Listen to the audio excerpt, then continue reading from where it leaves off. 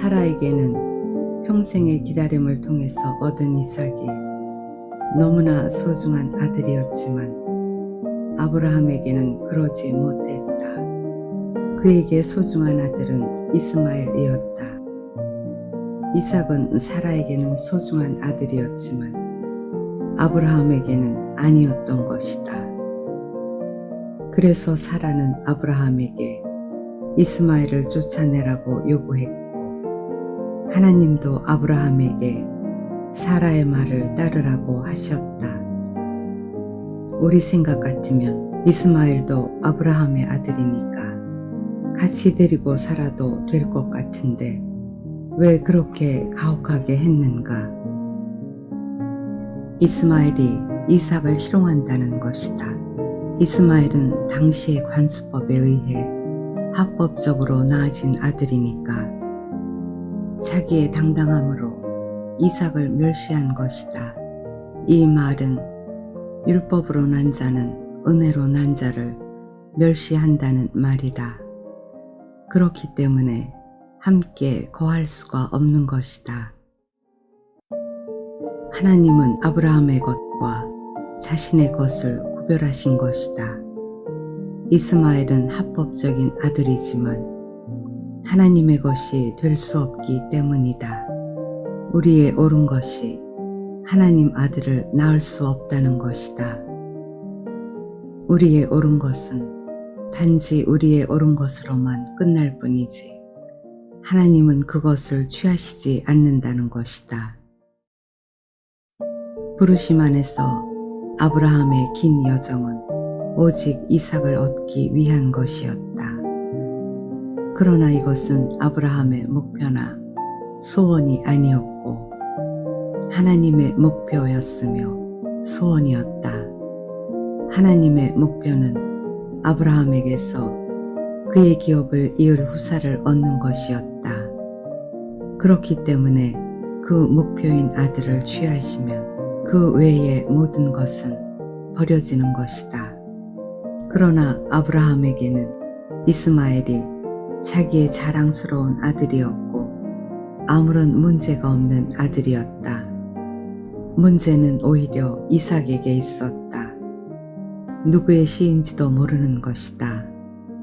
쫓아내려면 이스마엘이 아니라 이삭을 쫓아내야 하는 것이다. 그에게 소중한 아들은 이삭이 아니고 이스마엘이었다. 그는 하나님이 주신 아들을 소중하게 여기지 못했는데 이것은 그의 믿음의 한계이기도 했다. 그는 이삭을 낳기 전까지 이스마엘이 하나님이 약속한 아들이라고 믿었다. 왜냐하면 이스마엘을 얻은 후 13년 동안 하나님은 이스마엘이 자기가 약속한 아들이 아니라고 말씀한 적이 없기 때문이다. 그런데 99세가 되었을 때 내년 이맘때 사라가 아들을 낳을 것이다 하니까 아브라함은 깜짝 놀랐던 것이다. 그 말은 이스마엘은 하나님이 약속한 아들이 아니라는 말이 아닌가. 그래서 아브라함은 이스마엘이나 하나님 앞에 잘 되기를 원합니다. 그렇게 요청했던 것이다. 그런데 하나님이 이스마엘을 내보내라고 하니까 그는 깊이 근심하게 되었다. 하나님이 하시는 일을 도무지 인정할 수가 없는 것이다. 하나님의 요구에 순종할 수가 없는 것이다. 자기가 너무나 사랑하는 아들이고 13살이면 아직도 어린 나이인데 어떻게 내쫓을 수 있겠는가. 쫓아내면 나가봐야 광야인데 10중 8구는 굶어 죽을 것 아닌가. 그러니까 이것은 사람으로서는 못할 일이다. 아버지로서는 더욱 못할 일이다. 그러나 하나님 입장에서는 그럴 수 있다는 것이다. 하나님은 이스마엘을 조금도 동정하지 않았다. 하나님이 몰인정해서가 아니라 이스마엘로는 하나님 나라가 될 수 없기 때문이다. 하나님은 우리에게 이삭을 주기를 원하신다. 우리는 이스마엘로 만족하지만 하나님은 이삭을 주려는 것이다. 이삭이라야 하나님 나라가 될 것이기 때문이다. 그리고 이삭이라야 결국 우리에게 복이 될 것이기 때문이다. 내가 원하는 것은 내게 복이 안 된다. 그것은 나만큼밖에 안 되기 때문이다. 하나님이 내게 원하는 것이라야 내게 복이 되는 것이다. 그래서 하나님은 이스마엘을 쫓아내라고 하신 것이다. 그래도 아브라함이 이스마엘을 쫓아내지 못하니까 부득이 하나님은 이스마엘도 내 아들이니까 이스마엘로도 한 민족을 이루게 하겠다고 보장을 하게 된다. 아브라함은 그 보장을 받고 나서야 이스마엘을 내보내게 되는데 그것도 너무나 괴로워하면서 내보낸다. 그런데 이삭을 바치라고 할 때에는 전혀 근심했다는 말이 없다. 하나님이 이삭을 번제로 드리라고 하니까 아브라함은 새벽같이 일어나서 그를 데리고 나갔다. 이스마엘 때에는 그냥 내보내라는 것이었지만 이삭은 번제로 드리라고 했으니까 이스마엘의 경우보다 훨씬 더 가혹한 것 아닌가.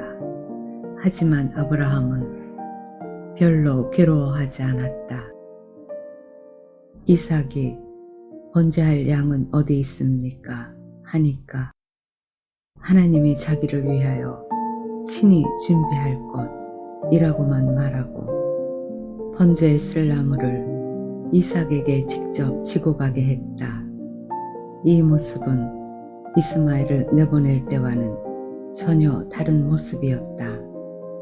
아들을 번제로 드리는 아버지의 모습을 찾아볼 수가 없는 것이다. 이것을 표면적으로만 보면 하나님에 대한 아브라함의 순종이라고 생각할 수 있겠지만 그것보다는 이삭을 자기 아들로 여기지 않았기 때문일 것이다. 다르게 말하면 이삭을 자기 것으로 여기지 않고 하나님 것으로 여겼다는 말이다. 어떤 하나님이 사람의 아들을 번제로 요구할 수 있으며 어떤 아버지가 자기 아들을 번제로 드릴 수가 있겠는가? 이 일은 참으로 우리가 이해하기 어려운 일이다. 다만 여기서 우리가 분명히 알 수 있는 것은 이삭이라야 드려질 수 있다는 것이다. 나로 말미암은 것은 드려질 수 없다는 것이다.